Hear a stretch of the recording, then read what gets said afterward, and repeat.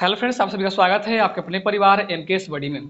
तो फ्रेंड्स, आज की इस वीडियो में हम लोग बात करने वाले हैं आरपीएफ कांस्टेबल और एसआई का एग्जाम जो कि 2024 में होने वाला है। तो इसके लिए जो है मैथ के प्रैक्टिस सेट के बारे में, ठीक है।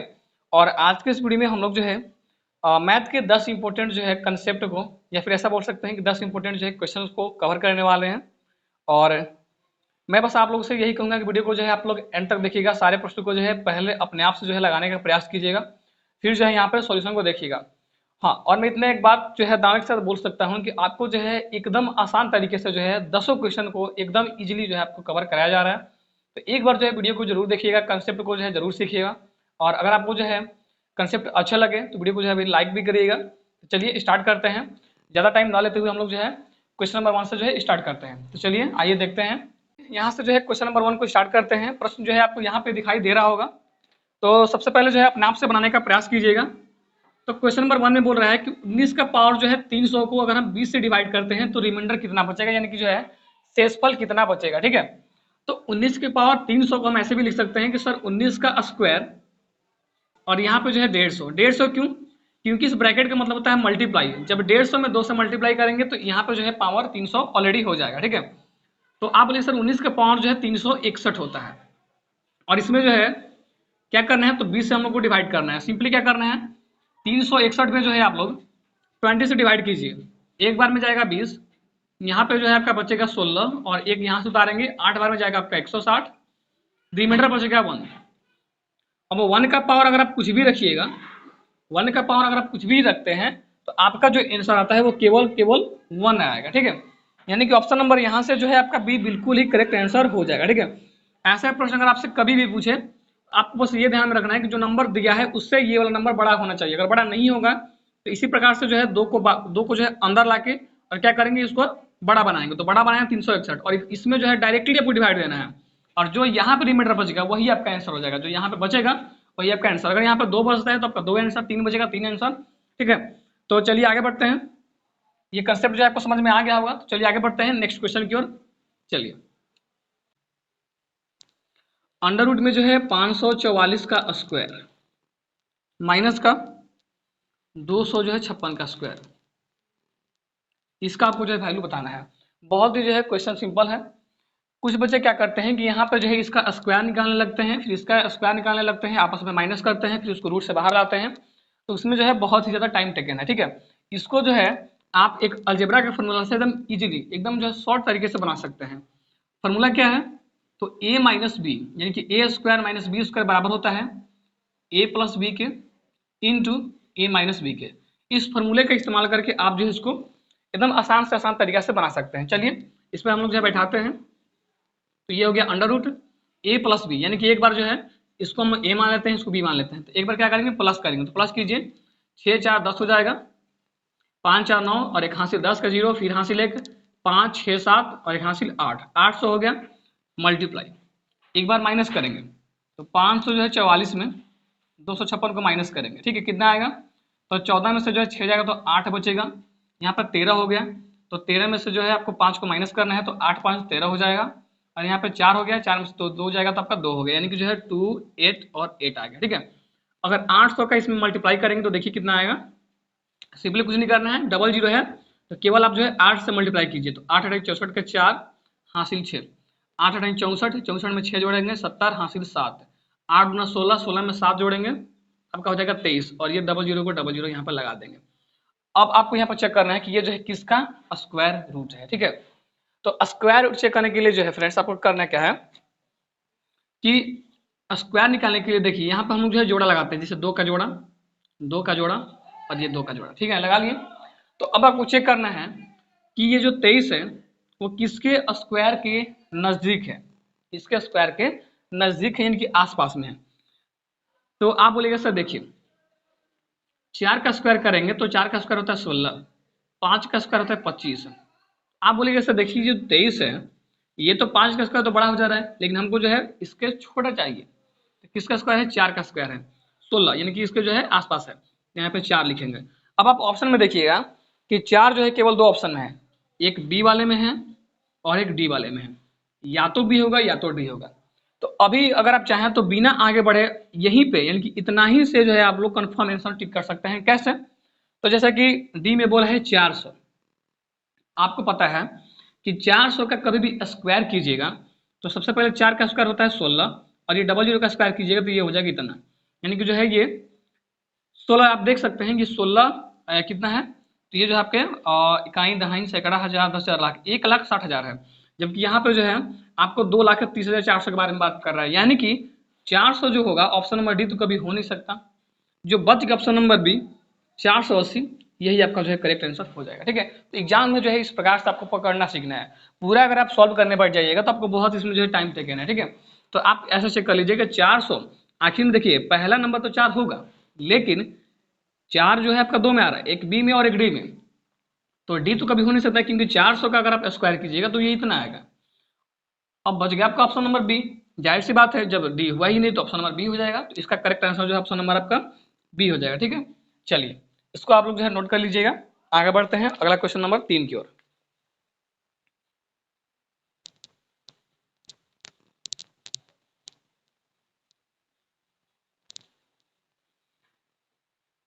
यहाँ पे हम लोग जो है क्वेश्चन नंबर 3 को देखने वाले हैं। ठीक है, क्वेश्चन नंबर 3 में बोल रहा है कि वह छोटी से छोटी संख्या ज्ञात कीजिए जिसे 9, 8, 10 और 12 से विभाजित करने पर प्रत्येक मामले में 3 शेष बचता है।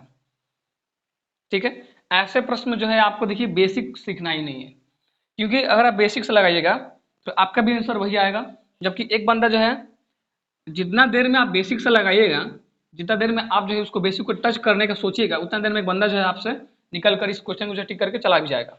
ठीक है, तो बेसिक नहीं सीखना है, ऐसे प्रश्न में सिंपल क्या करना है, ऑप्शन को डायरेक्ट देखना है। ऑप्शन में क्या बोला है, तो 300 जो है 65 है, 365 है, 300 जो है 61 है, 300 जो है 63 है, और 300 जो है 67 है। तो बोला ना कि 3 शेष बचना चाहिए। छोटी से छोटी संख्या ज्ञात कीजिए जिसमें 9, 8, 10 और 12 से डिवाइड करने पर 3 शेष बचना चाहिए। ठीक है, 9 से, 8 से और 10 से और 12 से डिवाइड करने पर 3 जो है रिमाइंडर बचना चाहिए। सिंपल कुछ नहीं करना है, आपको डायरेक्टली सब में से जो है 3 माइनस कर लेना है। यहाँ पे कीजिएगा तो ये आएगा आपका 362, यहाँ पे कीजिएगा तो ये आपका आएगा 3 और 5 और 8, और यहाँ पे कीजिएगा तो ये आएगा 360, और यहाँ पर 3 करते हैं तो ये आपका आएगा 3, 6, और यहाँ पर जो है 4, 3, 7 यानी कि 64। ठीक है, तो अब बस इतना करने के बाद डायरेक्टली आपको जो है किसी भी एक नंबर को उठा लेना है। जैसे कि सबसे इजी और सबसे क्या बोलते हैं जो डिविजिबिलिटी रूल एकदम सबसे इजी जो है वो 10 का होता है, यानी कि जिस नंबर के लास्ट में वो 0 आता है वो 10 से कट जाता है।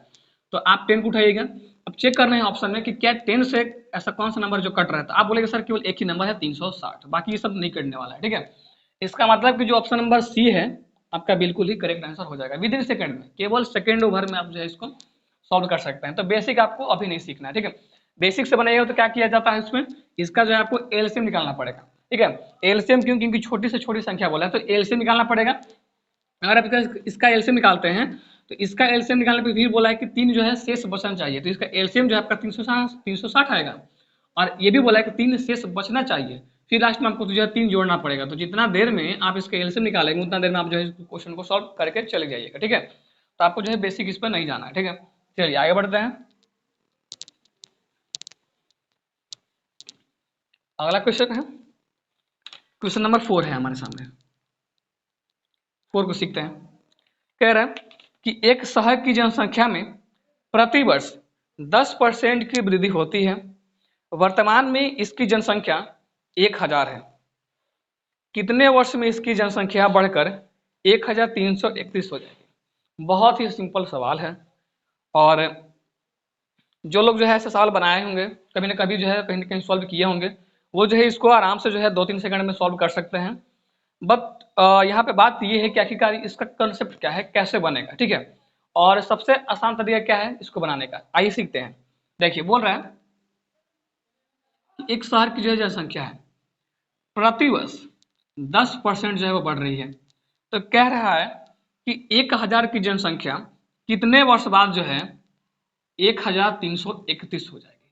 कुछ नहीं करना है, इसमें जो कंसेप्ट लगता है जनसंख्या वाले परसेंटेज के जितने भी क्वेश्चन होते हैं इन सब क्वेश्चन में जो है आपके चक्रवृद्धि ब्याज का जो है कंसेप्ट लगता है। चक्रवृद्धि ब्याज में आपने ये बात पढ़ा होगा कि इतना की राशि जो है 10% की ब्याज पे इतना हो जा रही है, तो आपको समय निकालना है कि कितने समय में, ठीक है।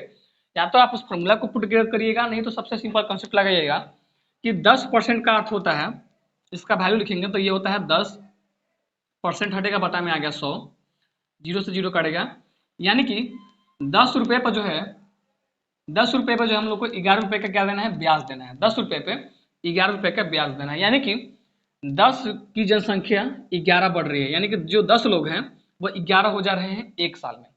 तो ये बोल रहा है ना आपसे कि कितने, यानी कि इतना की जनसंख्या जो है इतना कितने साल में हो जाएगी। कुछ नहीं करना है आपको, बस ये चेक करना है कि ये 10 का क्या है और ये 11 का क्या है। तो ये बात सबको पता है, जो भी लोग कंपटीशन की तैयारी करते हैं, आपको क्यूब तो कम से कम 30 तक आपको याद होना ही चाहिए। और जिसको याद है वो डायरेक्ट बोलेगा कि सर ये 10 का क्यूब है और ये 11 का क्यूब है, सवाल खत्म। क्यूब जो आया वही आपका आंसर हो गया, यानी कि 3 साल। कुछ नहीं करना है इसमें, ठीक है। चलिए आगे बढ़ते हैं। अगला क्वेश्चन है क्वेश्चन नंबर 5 में कह रहा है कि रघु का टैंकर एक जलाशय को एक जलाशय को 4 घंटे में भर सकता है। जलाशय आधा भरने के बाद इसी तरह के 3 और टैंकर खोल दिए जाते हैं, तो जलाशय को पूर्णतः भरने के लिए कुल कितना समय लगेगा। बहुत ही प्यारा प्रश्न है और बहुत ही इजी प्रश्न है। देखिए क्या करेंगे, तो बोले कि रघु नाम का जो है कोई व्यक्ति है, उसका टैंकर जो है एक जलाशय को 4 घंटे में भर रहा है। कितने आवर में, तो आप बोलेंगे सर 4 आवर में, ठीक है। तो यहाँ पर हम ये मान लेते हैं कि जो जलाशय जो इसका टैंकर है वो प्रति आवर, यानी कि देखिए कभी भी हम लोग जो है पाइप एंड सिस्टर्न हो गया, या फिर जो है आपका वर्क एंड वेजेस हो गया, या आपका टाइम एंड वर्क हो गया, इस सवाल में हम लोग जो है इफिशियंसी निकालते हैं, ताकि उस व्यक्ति का जो है पर डे या फिर पर मिनट या फिर पर आवर का क्षमता क्या है, क्योंकि क्षमता के अनुसार ही हम लोग जो है क्वेश्चन को सॉल्व करते हैं। तो हम ये देख रहे हैं कि सर 4 घंटे में जो है एक टैंक पूरा जलाशय को भर दे रहा है। माने तो ये जलाशय है, इसको जो है भर दे रहा है, और ये एक टैंक है 4 घंटे में भर दे रहा है। हम ये बोल सकते हैं कि सर देखिए ये प्रति घंटा कितना भर रहा है, तो 1 यूनिट जो है काम कर रहा है। हम अपने से मान सकते हैं, क्यों, क्योंकि जब 1 घंटा में ये 1 यूनिट काम करेगा तो 4 घंटा में 4 यूनिट और पूरा जलाशय भर जाएगा, ठीक है। तो इसकी क्षमता कितना मान लिया हम लोग, 1 मान लिया। आगे कह रहा है कि आधा भरे होने के बाद, यानी जलाशय जब आधा भर जाएगा, तो आप बोलिए आधा कब भरेगा, जब हम लोग जो है 2 घंटे चलाएंगे तो यहाँ पे जो है 2 यूनिट भर जाएगा। और आप खुद सोचिए टोटल है 4 यूनिट और 2 यूनिट पहले भर चुका है, यानी कि आधा भर चुका है, ठीक है। आगे बोल रहा है कि जब आधा भर जाए तो इसी प्रकार से, यानी कि इसी क्षमता वाले 3 और पाइप को हम लोग जो है 3 पाइप नहीं 3 और टैंकर को जो है हम लोग खोल दे रहे हैं। यानी कि जो अगला जब जो इसका 2 यूनिट का काम होगा, ये कौन काम करेंगे, तो इसके जैसा 3 और आ गए, यानी कि जो है अब कितना यूनिट हो गया, अब 4 यूनिट। यानी कि मेरा कहने का अर्थ ये हुआ, देखिए हमको भरना है 2 यूनिट, लेकिन हमारे पास जो टैंकर में पानी है वो है 4 यूनिट। तो आप बोलिएगा सर देखिए आधा भरने में तो लगा 2 आवर का समय। अब बात ये पड़ा कि अब इस 2 यूनिट को भरने में कितना समय लगेगा। तो अब देखिए भरना है 2 यूनिट, लेकिन हमारे पास जो आदमी है वो 4 है, यानी कि 4 यूनिट का हमको काम है। कुछ नहीं करना है, इसमें जो है 2/4 लिखेंगे, 1 का मान 1 यूनिट बराबर क्या हो जाएगा, 2/4। फिर ऐसे भी बोल सकते हैं कि सर देखिए यहाँ पे 1 बराबर जो है 2/4 हो गया, तो इतना जो है आवर का समय लगेगा। अब इसको हम क्या करेंगे, मिनट में चेंज कर लेंगे। तो मिनट में चेंज करने के लिए क्या करते हैं, 60 से जो है मल्टीप्लाई करते हैं। तो इसको काटिएगा अगर आप, तो ये हो जाएगा 1/2, तो इसको काटिएगा तो ये हो जाएगा 30 गुना 60। यानी कि मेरे कहने का मतलब है कि 2 घंटे यहाँ लगा और इस बचे हुए 2 यूनिट को भरने में केवल 30 मिनट का समय लगेगा। क्यों, ऐसा क्यों लग रहा है, क्योंकि आप ये देखिए यहाँ पे मेरे पास जो है भरना है केवल 2 यूनिट, जबकि हमारे पास टोटल काम हो रहा है 4 यूनिट। जाहिर सी बात है ये काम जो है एकदम कम समय में होगा। तो 2 आवर 30 मिनट कौन सा ऑप्शन है यहाँ से, तो ऑप्शन नंबर जो आपका डी बिल्कुल ही करेक्ट आंसर हो जाएगा, ठीक है। ऐसा प्रश्न जो है बहुत पूछे जाते हैं, टाइम एंड वर्क का भी जो है ऐसा ही कंसेप्ट पे आपका जो है क्वेश्चन पूछे जाते हैं, या फिर आपको जो है वर्क और वेजेस पढ़ेंगे आपका जो है उसी पे सेम ऐसा क्वेश्चन बहुत बार पूछे जाते हैं। तो इस कंसेप्ट को आपको सीखना है कि पहले जब आधा भर गया तो 2 घंटा का समय लिया, ये अलग निकाल लीजिए आप, ठीक है। और आगे बोलेगा कि अगर ऐसे 3 और टैंकर को लगा देते हैं, यानी कि देखिए 1 घंटे में तो काम करेगा 1 यूनिट, लेकिन यहाँ पे काम हो रहा है 4 यूनिट, लेकिन हमको बस चाहिए कितना, 2 ही यूनिट चाहिए। मेरा कहने का मतलब ये हुआ, तो देखिए मुझे मेरे पास है 4 बाल्टी पानी, लेकिन मुझे जो है केवल 2 ही बाल्टी पानी से काम चल जाएगा, मतलब मुझे केवल 2 बाल्टी ही पानी चाहिए। तो अब आप देखिए, जाहिर सी बात है 2 बाल्टी को भरने में टाइम कम लगेगा, तो ये 2 हो गया। और जितना एक्स्ट्रा होता है ना उसको हम लोग नीचे लिखते हैं 2, और उसके बटन में लिख देते हैं जो भी एक्स्ट्रा होता है। जैसे 4 एक्स्ट्रा है तो 4 लिख देंगे, इसको हटाएंगे तो ये 1/2 आवर हो गया। जबकि हमको जो है प्रश्न में मिनट में भी चेंज किया है, तो हम लोग जो इसको मिनट में चेंज कर लेंगे तो 30 मिनट आ जाएगा। 2 आवर 30 मिनट, आपका ऑप्शन नंबर डी जो है बिल्कुल ही करेक्ट हो जाएगा। चलिए इसको जो है आप लोग नोट कर लीजिएगा। आगे बढ़ते हैं अब क्वेश्चन नंबर 6 की ओर।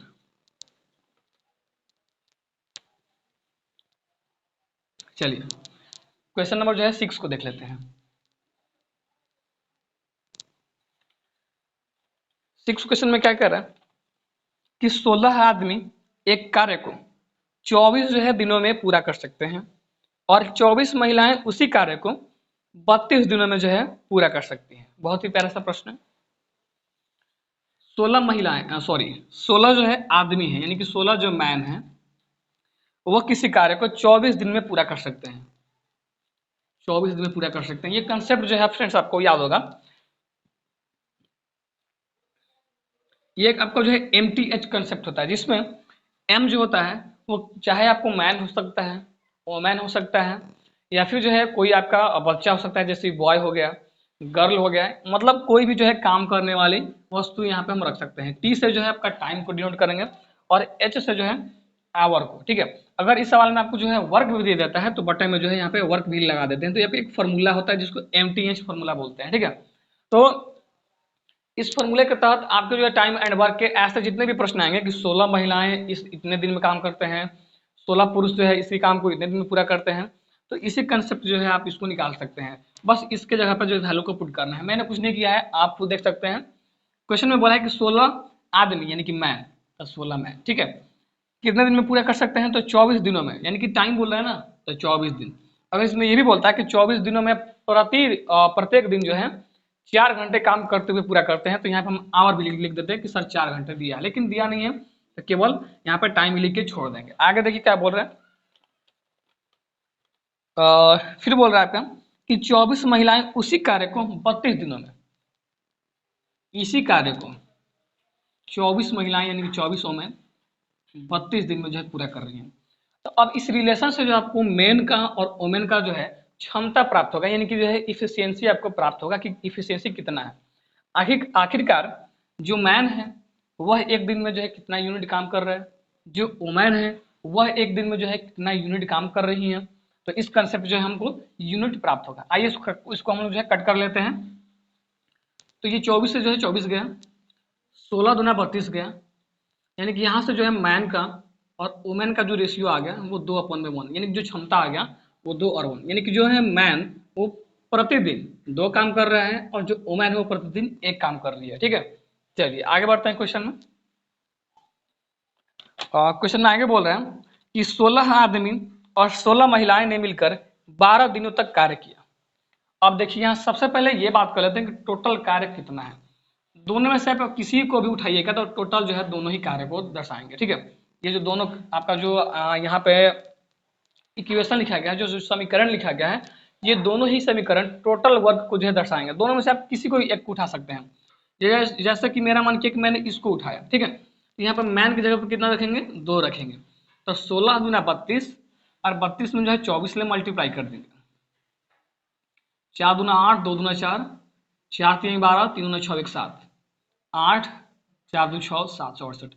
ये हो गया टोटल वर्क, यानी कि टोटल काम जो है 768 करना है। और जबकि ये भी बोला है कि 16 आदमी और 16 महिलाएं ने मिलकर 12 दिन तक कार्य किया है। 16 आदमी यानी कि 16 × 2 प्लस का 16 महिलाएं यानी कि वोमेन का कितना क्षमता है, 1 क्षमता है, 1 कर लेंगे। कितने दिनों तक कार्य किया है, तो 12 दिनों तक कार्य किया है, तो यहाँ से मल्टीप्लाई 12। अब हम ये चेक कर लेते हैं कि सर रियल में आखिर में इन्होंने काम किया कितना।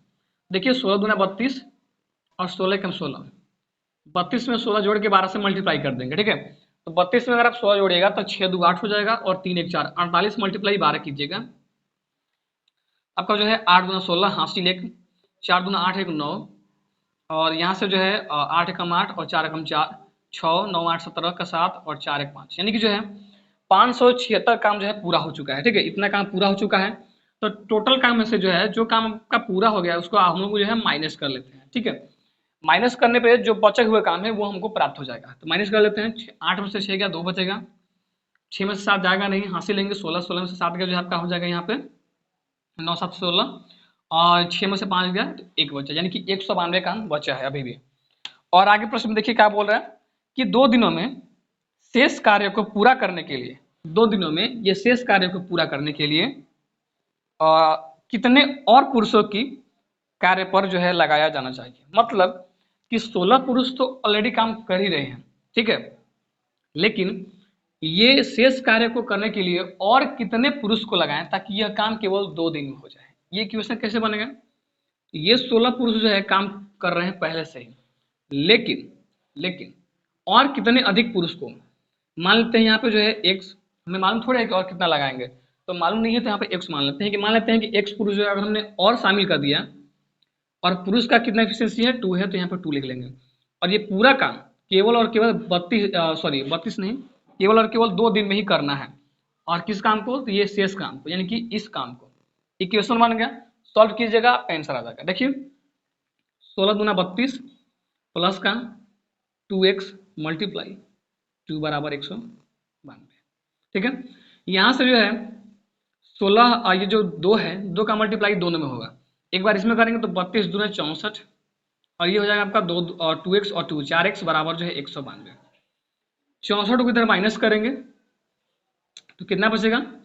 तो यहाँ पे जो है 12 में से 4 जाएगा तो 8 4 12, और 8 में से जो है 6 गया तो 6 2 8, और 1 का 128, तो 4x बराबर जो है आपका आएगा 128।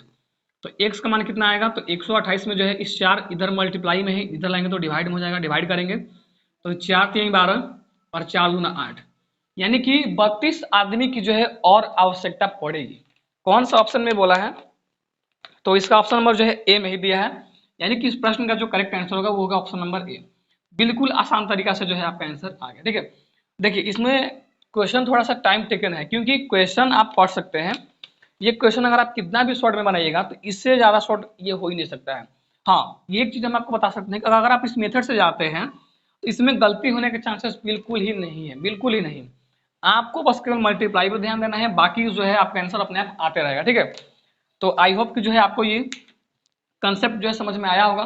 तो चलिए आगे बढ़ते हैं, इसको आप लोग जो है नोट डाउन कर लीजिएगा। आगे बढ़ते हैं नेक्स्ट क्वेश्चन की ओर। चलिए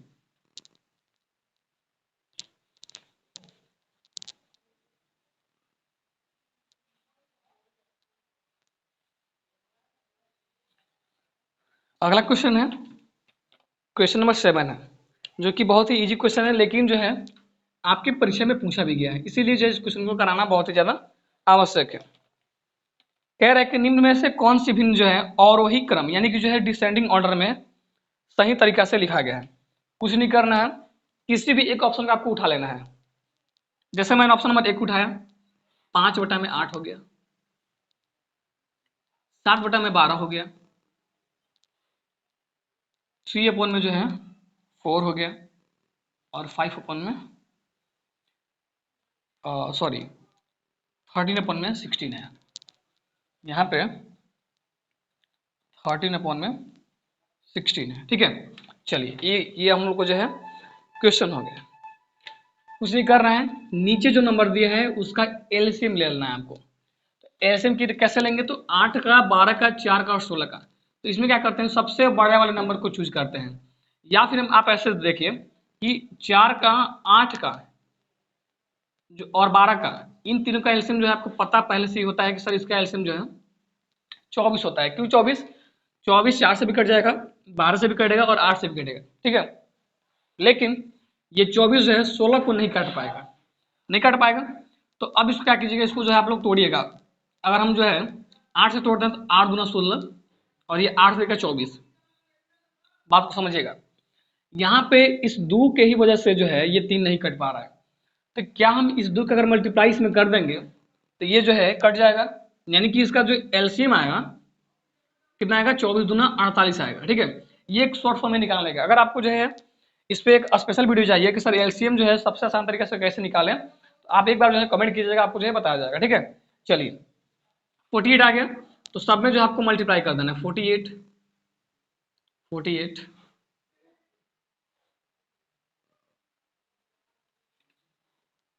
ठीक है। अब इसको डिवाइड कर लीजिए, देखिए 8 से काटेंगे तो 8 से 48, 12 से 48, 12 से 48, 16 3 48, मल्टीप्लाई कर दीजिए 6 5 30, 7 चौक 28, 12 3 36, 13 3 40। अब यही से आपका जो है आंसर आ गया। प्रश्न में बोला है अवरोही क्रम यानी कि डिसेंडिंग ऑर्डर यानी कि बड़ा से छोटा, सबसे बड़ा कौन दिख रहा है आपको? तो 39 है। किसका वैल्यू है ये? 13/16 का वैल्यू है, तो सबसे पहले होगा 13/16, ठीक है। आगे इससे छोटा 36, किसका वैल्यू है? तो ये जो है फ्रेंड्स आपका 3/4 का वैल्यू है, यानी कि 3/4 हो गया। आगे 28 है, किसका? सॉरी 28 नहीं, 30 है, किसका वैल्यू है?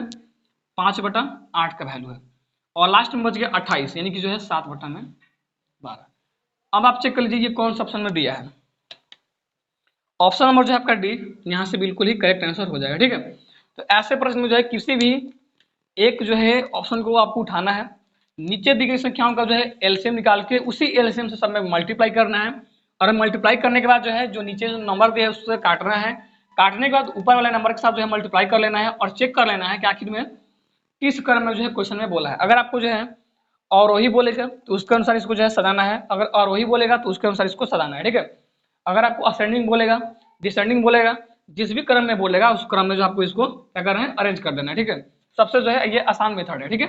चलिए आगे बढ़ते हैं।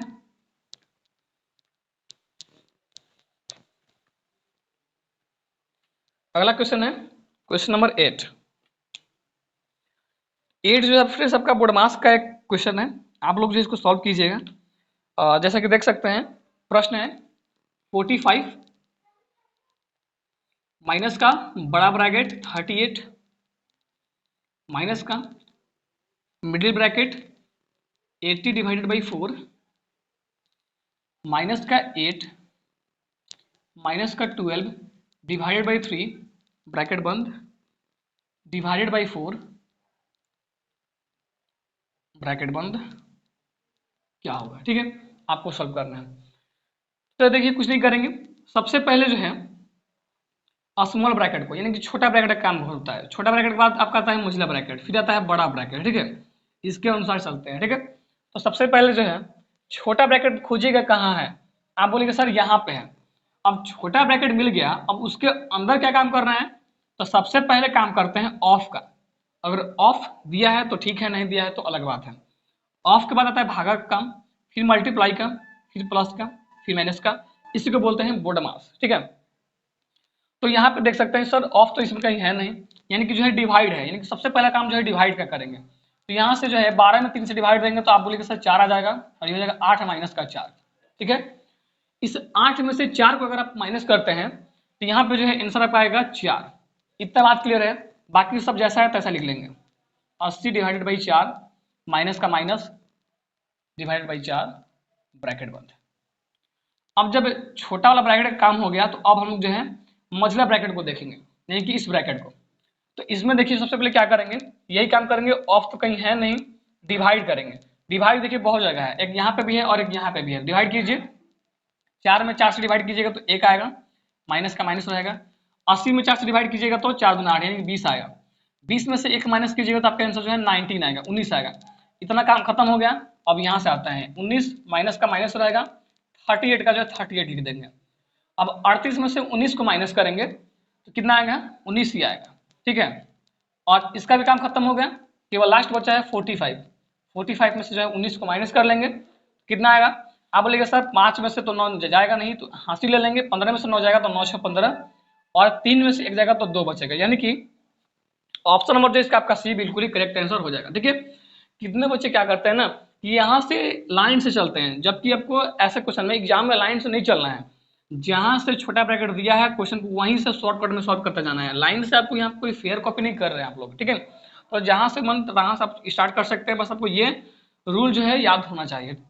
चलिए आगे बढ़ते हैं अगले क्वेश्चन की ओर।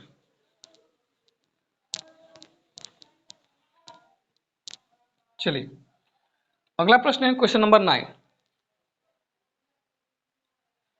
अगर फ्रेंड्स आपको जो है कांस्टेबल का अगर अलग जो है आपको प्रैक्टिस सेट चाहिए और एसआई का जो है अलग चाहिए तो आप जो है एक बार कमेंट सेक्शन में जरूर बताइएगा।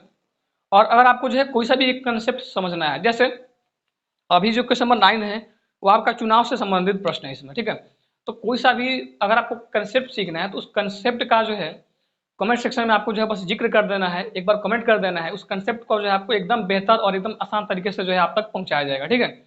अगर आपको जो है ये प्रश्न अच्छे लग रहे होंगे, कंसेप्ट आपको जो है समझ में आ रहा होगा, तो वीडियो को जो है एक बार लाइक कर लीजिएगा और अपने दोस्तों तक जो है शेयर कर लीजिएगा। चलिए तो फ्रेंड्स यहाँ से जो है क्वेश्चन नंबर जो है 9 की ओर बढ़ते हैं। और 9 आपका ये कह रहा है, देखिए क्वेश्चन नंबर जो 9 है वो आपका जो है चुनाव से आधारित प्रश्न है, ठीक है। और इसमें आपका बोल रहा है कि एक चुनाव में जो है एक उम्मीदवार को 75% वैध मतों से विजयी हुआ है और कुल जो है मत 5,60,000 है, जिसमें से 15% जो वोट हैं वो आपके इनवैलिड हो गए यानी कि अवैध हो गए हैं। तो प्रश्न में यही पूछा है कि विजयी उम्मीदवार को जो है मिले वैध वोटों का संख्या कितनी है, ठीक है। देखिए कैसे इसको बनाएंगे। तो यहाँ से जो है क्वेश्चन नंबर जो है 9 को आप लोग लिख लीजिएगा। तो देखिए इसमें कंसेप्ट क्या होता है कि कोई भी वोट, हम जितना भी वोट हम डालते हैं तो जो भी वोट है वो अपने आप में 100% के बराबर होता है। कोई भी वोट है वो अपने आप में जो है 100% के बराबर होता है। और इसी 100% में जो है दो लोग होते हैं, एक आपके जीतने वाले और एक आपके हारने वाले, यानी कि विनर और लूजर जो है इसी से डिसाइड होने वाले हैं, ठीक है। क्वेश्चन में बोला है कि कुल वोट 5,60,000 है, यानी कि 100% का मान दिया है 5,60,000।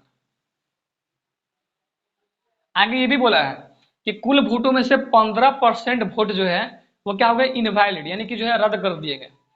तो आप खुद सोचो, इतना वोट में से अगर 15% वोट रद्द हो गया तो कितना बचा होगा। आप बोलेंगे सर 85 बचा होगा, क्यों? क्योंकि वोट था 100%, 100% में से 15% रद्द हो गया तो कितना बचा 85%। इसका जो है आपको 85% आराम से निकाल लेना है, ठीक है।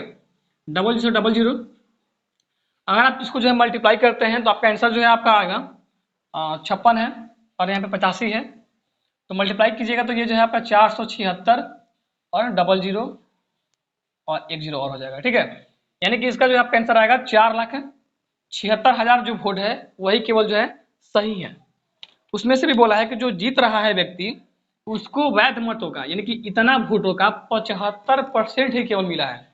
बस आप बता दीजिए कि रियल में कितना वोट मिला है, कुछ नहीं करना है, इसका आपको जो है 75% निकाल लेना है। 0000 मल्टीप्लाई कीजिएगा तो यहाँ पे जो आपका कितना आएगा 357 और 0000, यानी कि कौन सा ऑप्शन है इसका, ऑप्शन नंबर जो है फ्रेंड्स आपका डी बिल्कुल ही करेक्ट हो जाएगा, ठीक है। ऐसे प्रश्न में कुछ नहीं करना है, कैलकुलेशन को थोड़ा जो है आपको तगड़ा बनाना पड़ेगा। चलिए आगे बढ़ते हैं क्वेश्चन नंबर 10 की ओर। और ये जो फ्रेंड्स आपके आज की इस वीडियो का जो अंतिम प्रश्न रहेगा। और अगर आपको जो है ज़्यादा प्रश्नों की जो है तैयारी करनी है तो आप लोग जो है एक बार कमेंट सेक्शन में जरूर बताइएगा, कल से जो आपको 15 या जो है 20 क्वेश्चन की तैयारी कराई जाएगी, ठीक है। तो चलिए आगे बढ़ते हैं क्वेश्चन नंबर 10 की ओर। देखिएगा क्वेश्चन नंबर 10 जो है बहुत ही प्यारा सा प्रश्न है, बहुत प्यारा सा और बहुत ही इंपॉर्टेंट प्रश्न है। बहुत बच्चे जो है इस प्रश्न को गलत सॉल्व कर सकते हैं, ठीक है। सबसे पहले आप जो है खुद से ट्राई करना है। प्रश्न आपको जो है यहाँ पे दिखाई दे रहा होगा, कह रहा है कि एक पेन को 144 में बेचने पर अनुराग को क्रय मूल्य पर 1/7 की हानि होती है। यदि पेन 189 में बेचा जाता है तो लाभ प्रतिशत क्या होगा, ठीक है। बहुत ही प्यारा सा और बहुत ही इंपॉर्टेंट क्वेश्चन है, ठीक है। सॉल्व करने का प्रयास जरूर कीजिएगा आप लोग। अनुराग है 144 रुपए में बेच रहा है तो क्रय मूल्य पर 1/7 का उसको क्या हो रहा है हानि हो रहा है। अगर वो 189 में बेचता तो लाभ प्रतिशत क्या होता है, यही आपको जो है यहाँ से बताना है। कुछ नहीं करना है ऐसे प्रश्न में। 7 रुपए पे 1 रुपए का हानि हो रहा है, मतलब वो सामान जो है 6 में खरीदा होगा, उसका क्रय मूल्य कितना आ गया 6 आ गया। सिंपल सा 6/7 बराबर जो है 144 कर देंगे, 7 को उधर भेजेंगे क्योंकि इधर मल्टीप्लाई में ही सॉरी यहाँ पे जो है डिवाइड में है, उधर गया तो मल्टीप्लाई में हो गया। तो 6 बराबर आपका हो गया 7 चौक 28 हासिल 2, 7 चौक 28 29 30 हासिल जो है आपका 3 और 7 3 10 108। 6 से काटिएगा, 6 कम 6 40, 36, 48, 8 से 48, यानी कि एक का मान जो है आपका 68 आ गया। यानी कि एक कलम को जो है वो 168 में खरीद कर लाया था और इतना में बेच रहा था, तो उसको जो है इतना का हानि हो रहा था। यहाँ से हम लोग को जो है क्रय मूल्य निकल गया। तो 168 में कोई सामान हम खरीद कर ला रहे हैं, अगर उसको 189 में बेचेंगे तो कितना % का फायदा हो रहा है? देखिए 8 से जो है 9, तो यहाँ से 9 हो गया, सॉरी इसमें से जो है इसको माइनस करेंगे तो 8 9 हो गया, और 16 2 18, 21 रुपये का फायदा हो रहा है किसके ऊपर? 168 के ऊपर। परसेंटेज निकालना है तो 100 से गुणा कर देंगे। इसको आप सॉल्व कीजिएगा, आपका जो है आंसर आ जाएगा। देखिए इसको कैसे सॉल्व करेंगे, तो यहाँ से जो है अगर इसको काटते हैं तो 8 1 9, 9 6 15, 3 से कटेगा, ठीक है। तो ये हो जाएगा 7 3 21, और ये हो जाएगा 5 3 15, और 6 3 18, ठीक है। और ये कटेगा आपका 8 7 56, 8 बार में, यानी कि 100 बटा में 8 डिवाइड दीजिएगा तो कितने बार में जाएगा? 8 एकम 8, 20 हो जाएगा, 8 दूना 16, और 8 5 40, यानी कि 12.5%। कौन सा ऑप्शन में है? ऑप्शन नंबर जो है आपका बी बिल्कुल ही करेक्ट आंसर हो जाएगा, 12.5%। कैसे किया है फिर से देख लीजिए। इतना में बेच रहे हैं तो क्रय मूल्य पे 1/7 का हानि हो रहा है, मतलब कि 7 के सामान पे 1 रुपये का हानि हो रहा है। मतलब वो सामान जो हम लोगों ने 6 में खरीदा है, 6 में खरीदा है तभी तो 7 में बेच रहे हैं, तो 1 रुपये का नुकसान हो रहा है। बात समझिएगा, ये 7 आपका है विक्रय मूल्य और 1 आपका है हानि। तो 7 रुपये पर 1 रुपये का हानि हो रहा है, मतलब वो सामान हमने 6 में खरीद कर लाया था। तो 6 का मान निकालना है, 6 बटे में 7 कर देंगे, बटा में बराबर का 144, 7 इधर डिवाइड में, उधर जाएगा मल्टीप्लाई में, आपका आ गया जो है 1008 आ गया। 6 का मान इतना है तो 1 का मान आ गया 168, यानी कि उस सामान को हमने 168 में खरीद के लाया था। तो 168 में खरीद के लाया है, 189 में बेचना है, 21 रुपये का फायदा हो रहा है। इसमें से इसको माइनस किया हमने, 21 रुपये का फायदा आया। ये फायदा किस पे आया? तो फायदा कभी भी आता है, फायदा या फिर नुकसान हमेशा क्रय मूल्य पे आता है। तो क्रय मूल्य कितना है? 168, 168 रखा, इसको मैंने काटा, 100 बटा में 8 आया, इसको मैंने डिवाइड किया तो 12.5%, यानी ऑप्शन नंबर जो है आपका बी यहाँ से बिल्कुल ही करेक्ट आंसर हो जाएगा, ठीक है। आई होप फ्रेंड्स, अगर आपको जो है ये प्रश्न बिल्कुल ही जो है एकदम जो है आसान तरीके से एकदम सरल भाषा में आपको समझ में आया होगा, वीडियो को जो है लाइक कर लीजिएगा और अपने जो है दोस्तों तक इस वीडियो को जो है शेयर जरूर कीजिएगा, ठीक है। अगर आपको जो है कुछ और अधिक क्वेश्चन की प्रैक्टिस करनी है तो आपको जो है एक बार कमेंट सेक्शन में लिखिएगा कि आपको कितने क्वेश्चन की प्रैक्टिस करनी है। अगला जो वीडियो होगा आपको उतना क्वेश्चन उसमें कराया जाएगा, ठीक है।